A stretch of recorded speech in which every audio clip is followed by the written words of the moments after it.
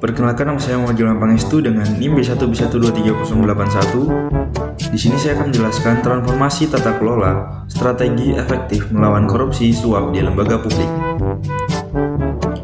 Korupsi merupakan masalah klasik yang terus menghantui Indonesia dan telah menjadi bagian dinamika birokrasi serta tata kelola pemerintahan yang sulit diberantas, di mana praktiknya terus berkembang dalam berbagai bentuk dan tingkatan kompleksitas sejak era Orde Baru hingga reformasi.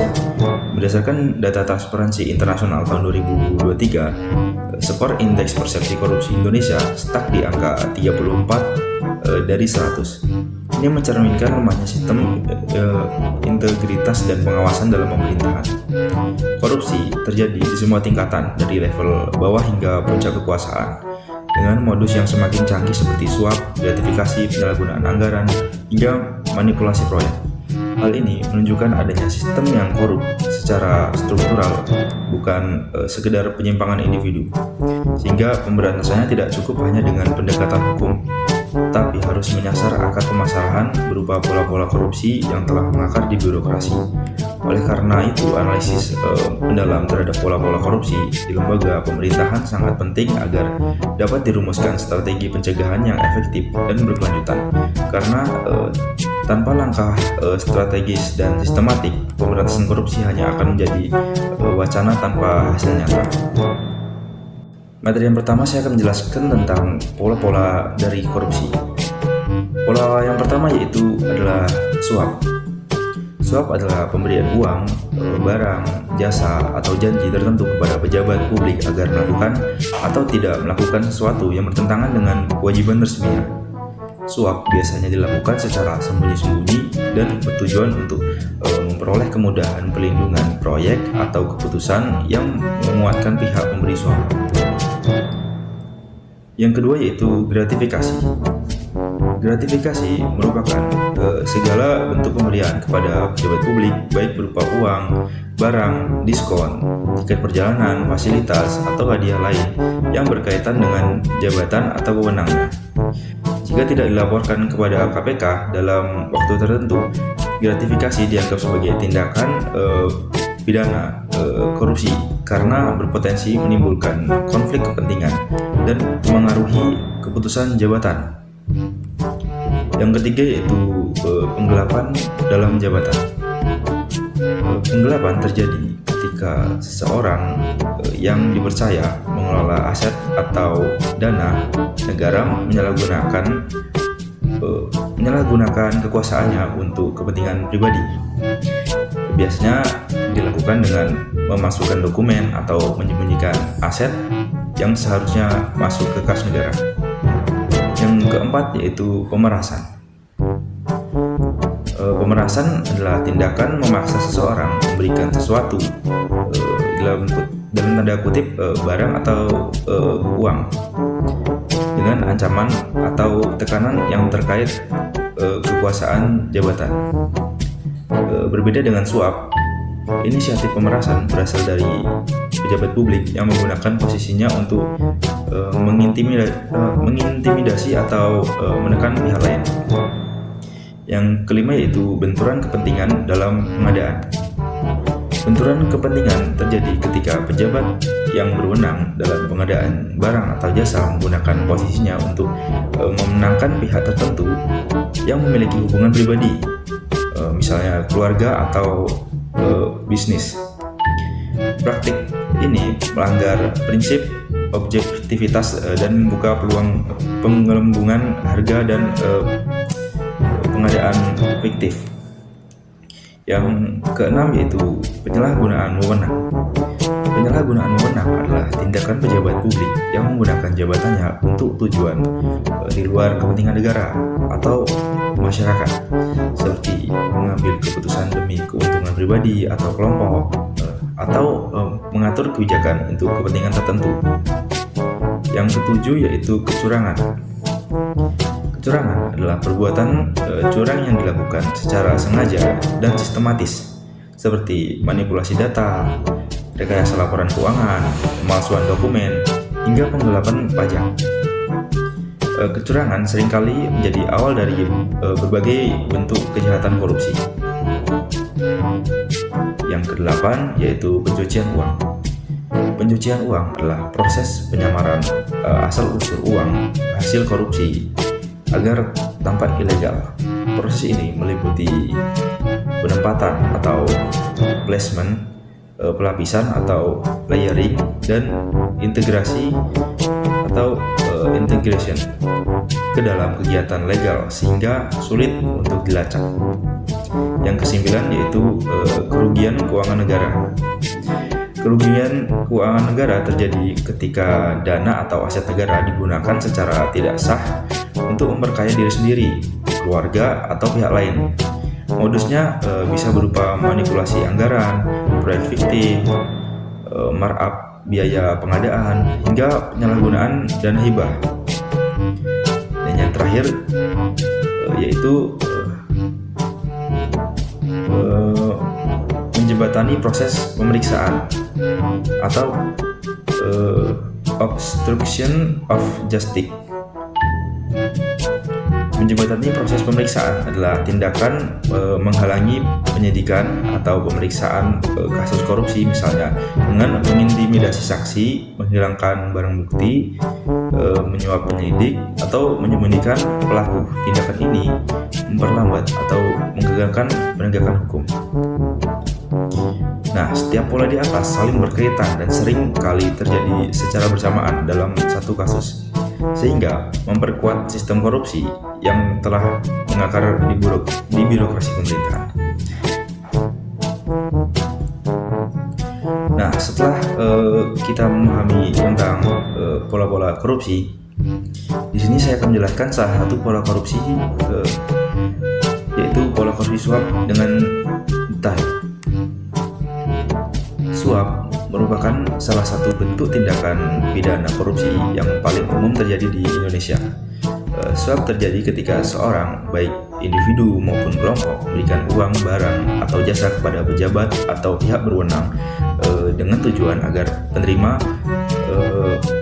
melakukan atau mengabaikan suatu tindakan sesuai keinginan pemberi suap. Tindakan yang dilakukan oleh penerima suap biasanya bertentangan dengan kewajiban atau aturan resmi yang seharusnya dijalankan.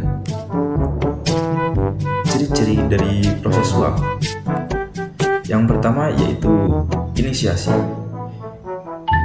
Pihak yang berkepentingan dalam tanda kutip memberi suap menawarkan atau menjanjikan sesuatu berupa uang, barang, jasa kepada pejabat atau pegawai negeri, atau dalam tanda kutip penerima suap. Yang kedua yaitu persetujuan. Penerima suap menyetujui tawaran tersebut dan berkomitmen melakukan tindakan tertentu yang menguntungkan pemberi, seperti mempercepat perizinan, memenangkan tender proyek, dan mengabaikan pelanggaran hukum. Dan yang ketiga yaitu eksekusi. Setelah tindakan dilakukan, pemberi suap menyerahkan imbalan sesuai kesepakatan. Yang keempat yaitu kerahasiaan. Proses ini umumnya berlangsung secara tertutup dan rahasia, seringkali melibatkan perantara agar tidak terdeteksi oleh aparat penegak hukum. Dampak dari suap. Dampak yang pertama yaitu merusak tata kelola pemerintahan.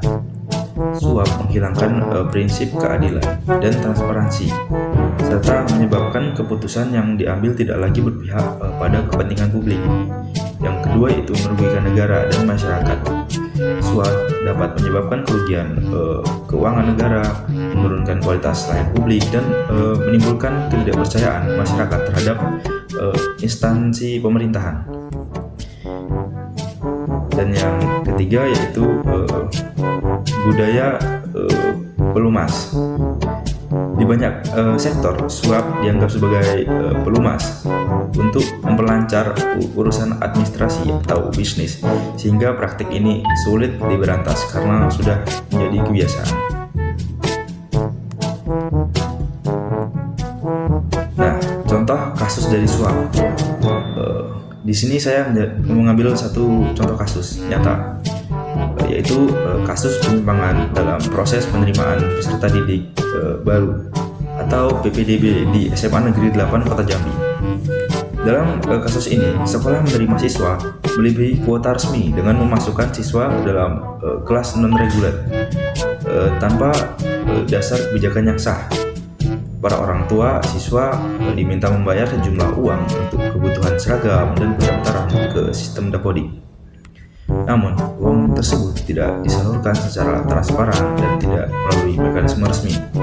Nama-nama siswa bahkan dimasukkan melalui jalur pendidikan kesetaraan agar tidak terdeteksi sistem pendidikan nasional. Kasus ini akhirnya terungkap dan masuk ke proses hukum karena ditemukan perbedaan data antara lapangan dan sistem Dapodik. Dan terakhir saya akan menjelaskan strategi untuk mengatasi korupsi suap. Yang pertama yaitu penguatan sistem dan tata kelola pemerintahan yang transparan. Salah satu akar terjadinya suap adalah sistem birokrasi yang tertutup dan rawan penyalahgunaan. Oleh karena itu, pemerintah perlu membangun sistem pelayanan birokrasi berbasis digital atau e-government, termasuk dalam proses PPDB, pengadaan barang dan jasa, serta perizinan. Sistem yang transparan dan terdokumentasi secara elektronik akan mempersempit ruang gerak bagi praktik suap dan mempermudah pelacakan transaksi yang mencurigakan. Yang kedua yaitu penerapan sanksi hukum yang tegas dan konsisten menegak hukum. Penegakan hukum yang lemah menjadi penyebab rendahnya efek jera terhadap pelaku suap. Aparat penegak hukum seperti KPK, kepolisian, dan kejaksaan harus menjatuhkan hukuman yang setimpal dan tanpa pandang bulu kepada pelaku korupsi suap. Publikasi kasus korupsi secara terbuka juga penting sebagai bentuk akuntabilitas dan pembelajaran sosial. Yang ketiga yaitu pelibatan masyarakat dan lembaga sosial dalam pengawasan partisipasi. Partisipasi masyarakat merupakan pilar penting dalam pengawasan terhadap potensi korupsi. Lembaga swadaya masyarakat atau LMS, media, dan masyarakat umum dapat berperan aktif sebagai pengawas sosial. Pemerintah juga harus menyediakan saluran pelaporan yang aman, mudah, dan responsif untuk masyarakat yang ingin melaporkan indikasi suap. Yang keempat yaitu pendidikan anti korupsi dan penanaman nilai integritas sejak dini. Pencegahan jangka panjang harus dimulai dari pembentukan karakter generasi muda. Pendidikan anti korupsi perlu dimasukkan secara sistematis dalam kurikulum pendidikan di semua jenjang, disertai dengan penanaman nilai-nilai kejujuran, tanggung jawab, dan kepedulian sosial. Selain itu, pelatihan etika dan integritas bagi aparatur sipil negara harus dilakukan secara berkala. Yang kelima yaitu reformasi manajemen kepegawaian dan rotasi jabatan. Pegawai negeri atau pejabat publik yang terlalu lama menjabat di satu posisi memiliki risiko besar terhadap praktik suap karena akumulasi kekuasaan dan jaringan. Oleh karena itu, sistem rotasi jabatan secara berkala dan terbuka harus diterapkan untuk menghindari terjadinya monopoli kewenangan yang tentang disalahgunakan. Dan yang terakhir yaitu optimalisasi sistem dan perlindungan pelaporan. Salah satu strategi penting dalam pemberantasan korupsi adalah pelindungan terhadap pelapor. Pemerintah perlu menjamin keamanan dan kerahasiaan identitas pelapor serta memberikan insentif atau penghargaan bagi masyarakat yang berani melaporkan praktik korupsi termasuk suap. Kesimpulan dari materi yang dari tadi saya jelaskan, korupsi di lembaga pemerintah Indonesia merupakan masalah yang bersifat sistematik, terjadi di berbagai tingkatan dan melibatkan beragam modus seperti suap, gratifikasi, penggelapan, hingga penyalahgunaan wewenang. Pola korupsi yang paling dominan adalah suap, yang merusak tata kelola pemerintahan dan menghambat terciptanya pelayanan publik yang bersih dan akuntabel. Praktik korupsi ini tidak hanya disebabkan oleh lemahnya penegakan hukum, tetapi juga oleh sistem birokrasi yang tertutup, rendahnya integritas aparatur, dan kurangnya partisipasi masyarakat dalam pengawasan. Oleh karena itu, pemberantasan korupsi tidak cukup hanya dengan penindakan hukum, melainkan harus diiringi dengan reformasi sistem birokrasi, penguatan transparansi, pendidikan anti korupsi, serta melibatkan masyarakat secara aktif. Dengan strategi yang sistematik, terintegritas dan berkelanjutan, diharapkan upaya pencegahan dan pemberantasan korupsi dapat berjalan lebih efektif sehingga tercipta pemerintahan yang bersih, transparan, dan dipercaya masyarakat. Mungkin itu saja yang dapat saya sampaikan. Kurang lebihnya mohon maaf. Terima kasih.